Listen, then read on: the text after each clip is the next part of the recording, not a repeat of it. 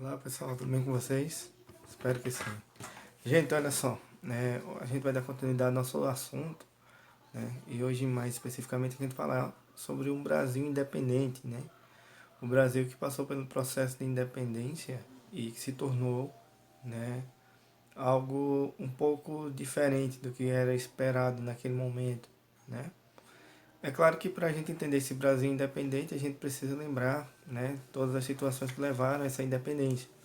Desde o retorno da coroa portuguesa, né, a Portugal, o rompimento de Dom Pedro com Dom João VI, né, e aí a autoproclamação da independência, né, que aconteceu lá nas margens do Rio Ipiranga, né, tornando agora Dom Pedro não só mais o primeiro regente, mas se tornando o imperador do Brasil. Né. E a partir daí a gente vai começar a perceber uma nova estrutura sendo adotada no Brasil, mas é claro, sem esquecer dos velhos fantasmas, né? E aí, gente, a gente vai ter aí nessa imagem básica de Dom Pedro I, certo? E a gente tem aí, ó, primeiro imperador do Brasil. E aí o que acontece? Ele vem trazendo aí, ó, com a independência, né, o Brasil conquistou relativa autonomia política em vários sentidos. Né? O governo brasileiro se diferenciava das demais nações americanas que obtiveram sua independência nos séculos XVIII e XIX. Os confrontos armados entre portugueses e brasileiros pela independência não foram tão longos e sangrentos como os ocorridos nas guerras pela independência de várias colônias na América Espanhola. Então a gente também já retratou um pouco sobre como funcionou essa ideia, né, que o Brasil vai se tornar independente por conta dos acordos que foram firmados, né, basicamente, né, e não tanto assim pela questão dos conflitos, né. E aí ele continua trazendo essa ideia, mostrando aqui, ó, o regime monárquico foi mantido, né, como forma de governo no Brasil, enquanto a república foi o regime adotado pela maioria dos demais países. Como foi falado também em aula presencial, a gente, em aula através de videoconferência, né? Esse encontro ou essas ideias aí, elas se mantêm no Brasil, para que o Brasil se mantenha colônia, porque na verdade o Brasil manteve durante muitos anos um afastamento, né, no seu processo de crescimento. Então essa independência ela não poderia ocorrer já de primeiro momento como uma independência republicana, ele teria que passar por alguns processos de adaptação. E Dom Pedro foi a pessoa, né, que criou essa nova estrutura, né? Então ele vai trazer aí, ó, o primeiro governante do Brasil, né, que foi Dom Pedro I, era estrangeiro, português, né? E mesmo com a independência ele se envolvia muito aí com as questões voltadas à coroa portuguesa, porque a gente precisa lembrar, né, Dom Pedro I era filho de Dom João VI, então de qualquer forma ele tinha um contato direto com a coroa. Mesmo abdicando do trono português, ele continuava sendo o filho de Dom João VI, né? E tem aí, ó, Dom Pedro I assumiu um país com sérios problemas financeiros causados pelos altos gastos da corte. A gente precisa lembrar que quando a corte portuguesa veio para o Brasil, exigiu que o Brasil passasse por algumas modificações, né? Entre elas aí a estruturação do Rio de Janeiro para receber a coroa portuguesa. Essa estrutura fez com que a capital, que era Salvador, deixasse de ser capital e a, passasse a ser o Rio de Janeiro, né? E a coroa portuguesa, em si, toda a coroa, eles gastavam muito, principalmente com festas, né? Eles esbanjavam ah, uma economia da qual era sustentada pela mão de obra do trabalhador brasileiro, né? Principalmente ali, né, por conta da força braçal dos escravos e os impostos, né, os altos impostos cobrados aí, né, aos aqueles que estavam aqui no Brasil, né, criando, gerando uma forma de trabalho, tá? Seja ela na criação de gado, ou seja ela na questão da cana de açúcar, do café, na exploração de minérios, tá? Qualquer uma dessas formas. Alguém pode colocar, mas professor, essa forma aí, a gente está falando aí de uma exploração baseada na questão da mão de obra escrava. Sim, mas mesmo assim, gente, há uma geração de renda. Né? Nesse momento a gente não está discutindo o conceito aqui de se era certo ou se era errado, mas a gente pode perceber aí que essa dinâmica, né, ela gerava uma determinada economia. Só que ainda para piorar essa situação toda, a coroa portuguesa ao chegar, né, cobrou altos impostos, como por exemplo ali no período que a gente vai chamar de derrama, que era um imposto tarifado ali sobre a questão da exploração do ouro. Então, se há mais impostos, se há uma cobrança maior de impostos, é claro que a gente vai precisar de mais trabalho para poder manter, né, o pagamento não só desse imposto, mas de toda uma estrutura por trás, certo? Então ele traz essa ideia aí, ó.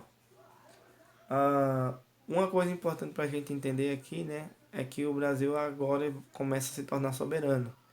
E o que é a nação soberana? Ele traz aí, ó, nação que exerce sem restrições poder, né, ou autoridade sobre seu território. Não existe outra nação que exerça poder sobre o Brasil nesse caso. Então, quando ele fala sobre soberania do Brasil, né, ele está falando sobre isso. E ele continua aí, ó, apesar de ter sido declarada a separação política entre Brasil e Portugal, o novo país ainda não podia ser considerado soberano. Por quê? Porque nem a galera que estava dentro, as pessoas que estavam dentro do território brasileiro, nem os portugueses reconheciam que o Brasil tivesse se tornado independente.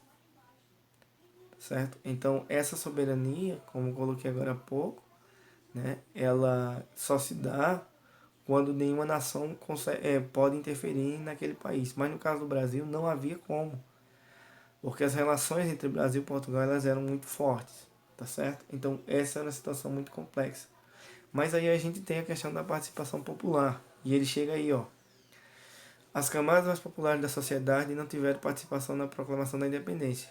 Muitos jornais sequer mencionaram o ocorrido até semana depois. Porém, convidaram a população para uma aclamação do novo imperador, que ocorreu no dia 12 de outubro de 1822, mais de um mês depois da proclamação da independência. Esse evento reuniu muitas pessoas de vários segmentos da sociedade que consideravam essa data a verdadeira separação entre Brasil e Portugal. Então vamos lá. Apesar da gente ter a proclamação da República lá no dia 7 de setembro, aliás, perdão, gente, a independência do Brasil no dia 7 de setembro, tá? Mas só no dia 12 de outubro é que essa data vai ser considerada válida. Por quê? Porque é nesse momento em que a população é convidada para participar desse processo. Ou seja, é a partir desse momento que a população brasileira ela entende que o Brasil, né, proclamou sua independência perante Portugal. Então essa convocação popular vai fazer com que os brasileiros, né, ou as pessoas que moravam no Brasil naquela época, entendessem que esse rompimento ele foi real, né? Mesmo que ele tenha acontecido mais de um mês depois da proclamação da independência. Aí tem aí, gente, esse evento reuniu muitas pessoas de vários segmentos da sociedade que consideravam essa data a verdadeira separação entre Brasil e Portugal. Apesar de não ter existido participação popular na proclamação da independência, as camadas populares se envolveram nos conflitos pela consolidação da independência, que ocorreram em várias regiões do Brasil, né, segundo o historiador aí José Murilo de Carvalho.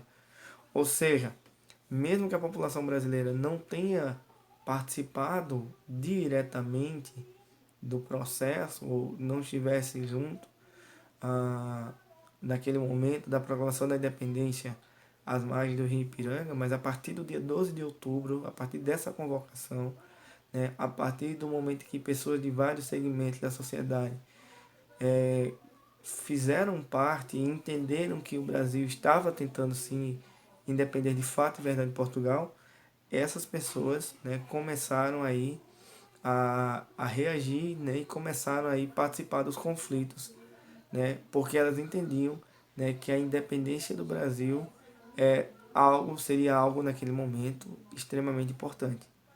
Então essa ideia ela se torna marcante, né, fazendo com que o Brasil ganhe uma nova roupagem, tá certo? E aí tem, gente, só pra gente finalizar essa parte, ele traz aí, ó, o papel do povo na independência brasileira, se não foi simples espectador, ou seja, se não foi a questão assim de ser apenas aquele que está assistindo, né, também não foi decisivo, nem tão importante como na América do Norte, né, ou mesmo na América Espanhola. O que é que ele está dizendo? Né? O povo brasileiro não se envolveu muito nessa situação. Né? Sua presença foi maior nas cidades costeiras, né? Ou seja, cidades litorâneas, né? Onde hoje fica grande parte das capitais do nosso país, tá certo? E aí ele continua, né? No interior foi quase nula. Então, na parte mais interna do país não se viu quase nenhuma movimentação. E tem aí, ó, nas capitais provinciais, né, mais distantes, a notícia da independência só chegou 3 meses depois. Então a gente também percebe aí uma dificuldade aí de comunicação, né, entre as regiões. É claro que a gente também precisa lembrar que naquela época não havia tanta tecnologia, não havia tecnologia suficiente para dissipar tanta informação tão rápido. Então levou muito tempo para isso, certo? E aí vem, ó, no interior do país demorou ainda mais. Por isso não se pode dizer que a independência se fez a revalia do povo. Também não seria correto afirmar que ela foi fruto de uma luta popular pela liberdade.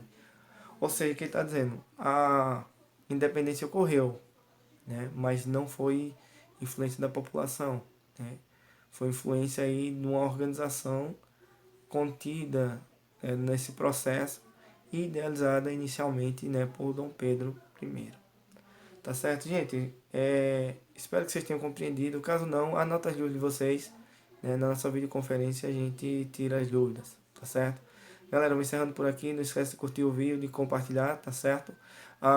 Comenta lá no canal. O seu comentário é extremamente importante para nós, tá certo? Valeu, galera. Um forte abraço. Fui.